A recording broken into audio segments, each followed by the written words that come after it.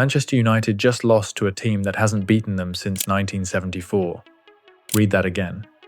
52 years. That's how long it's been since Hull City could say they beat Manchester United. And on Saturday they did it again, at home, on the opening day of the season, against a Man United side that was supposed to be building on a third-place finish and Champions League football. I don't think most Manchester United fans have fully processed that yet. This wasn't some off day, this wasn't a fluke scoreline. This was Manchester United, 20-time English champions, getting outworked and out-organised by a team that only got promoted into the Premier League this summer. Manchester United didn't lose because Hull were brilliant. They lost because United handed them the game. 2 goals, both from set pieces, both in the first half, and from that point on, Michael Carrick's side never looked like they believed they could turn it around. That's the story. Now let's actually get into why. Okay, but why does this actually matter? It's one game, right? Pre-season optimism, one bad afternoon, plenty of time to fix it. That's what a lot of United fans are telling themselves right now. And look, I get it. This team finished 3rd last season under Carrick. They got Champions League football back.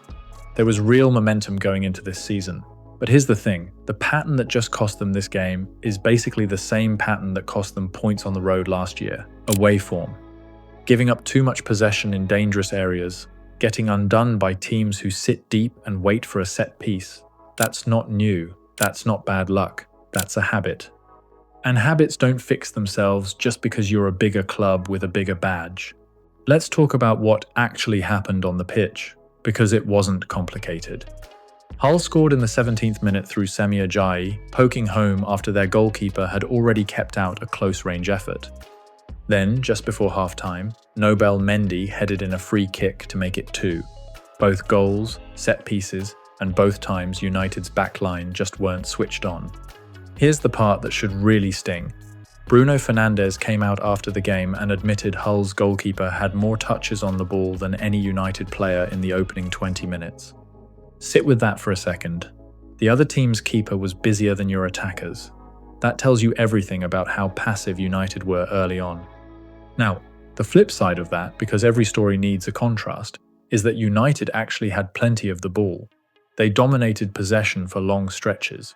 Bryan and Mbeumo had 2 efforts saved. So it wasn't like they sat back and got run over. They just couldn't do anything meaningful once they had the ball. All that possession, and barely a real chance to show for it. That's almost worse in some ways. At least if you get outplayed, you can point to the other team being sharper. This was United strolling around with the ball and going nowhere with it. And here's where the new faces come in, because this matters. Youri Tielemans and Andrey Santos, 2 of United's big midfield signings this summer, made their debuts in this exact game. Big money moves, brought in specifically to fix the issue that just cost them the match, control in midfield, protecting the back line, rough debuts for both. Now, one bad game doesn't define a career, and nobody should be writing them off after 90 minutes. But it's not the start anyone at Old Trafford wanted, and it's not the platform new signings need heading into their first home fixture. Then there's Marcus Rashford, brought on at halftime, presumably to spark something to shift the picture. Didn't happen, no real impact. And that's part of a bigger theme here. None of the changes United made actually shifted the game. Whoever came on, whatever shape they tried, Hull held firm and United couldn't find an answer. And let's give Hull some credit here, because this wasn't just United beating themselves. They set up smart. They'd played a back 4 throughout pre-season, then switched to a back 5 specifically for this game, adding extra height for exactly the kind of set-piece moments that ended up deciding it. That's a newly promoted side doing their homework on a much bigger opponent and getting the game plan exactly right. Sometimes the story isn't United collapsing in a vacuum, it's the other team seeing a clear weakness and going straight for it. And that weakness has been sitting there in plain sight for a while now. So let's talk about Michael Carrick, because ultimately this sits with him. This was his first match in charge as permanent manager, after United confirmed him full-time off the back of that strong finish to last season. And look, I like what Carrick's done. Taking over mid-season, steering this club into the Champions League, doing it with real quality along the way, that's genuine work, that deserves credit. But this performance chips away at a lot of that goodwill in one afternoon. Afterward, Carrick said his side were bitterly disappointed, that going behind made things harder, that they had moments but lacked the spark to finish them off. Honest words. But honest words don't change a result, and they definitely don't erase the fact that a newly promoted side just handed his team their first defeat of the season in Game 1. Now here's where it gets interesting, because Fernandes didn't hold back either. As captain, he stood up and said the same mistakes from last season's away games were happening all over again. Too much of the ball given away cheaply, not enough intensity, not enough pressing. That's a captain calling out his own team publicly on the very first weekend of the season. When your captain is already talking about repeated mistakes in match 1, that's not a good sign for the other 37 games still to come. But that's only half the story, because United didn't exactly walk into this blind.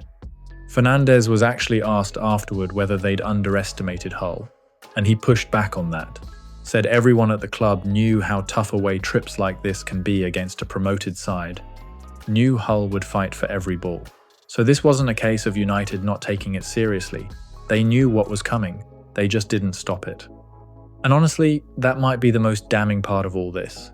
It's one thing to get caught out by surprise, it's another thing entirely to see the danger coming and still walk straight into it.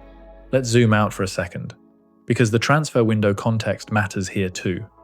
United spent this summer rebuilding their midfield after Casemiro's departure, bringing in Santos and Tielemans, plus a free signing in goalkeeper Karl Darlow.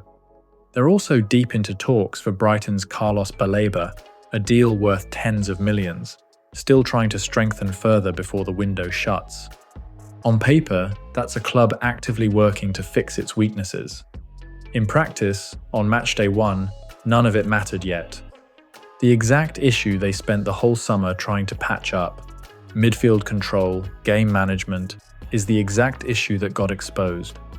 And it's worth saying this wasn't a reckless, big spending window either. United's net spend this summer sits at a fairly modest amount once you account for the money coming back in from departures like Rasmus Højlund's permanent move to Napoli. Careful business, targeted signings, a clear plan on paper. None of that shows up in a scoreline if the players brought in for exactly this scenario can't handle their first real test. So where does this actually leave Manchester United? Third place finish last season. Real momentum. A new permanent manager with genuine credibility. And now, an opening day defeat to a promoted club they hadn't lost to in over half a century, built on the same away day weaknesses that dogged them all last year. Is this a blip? Possibly.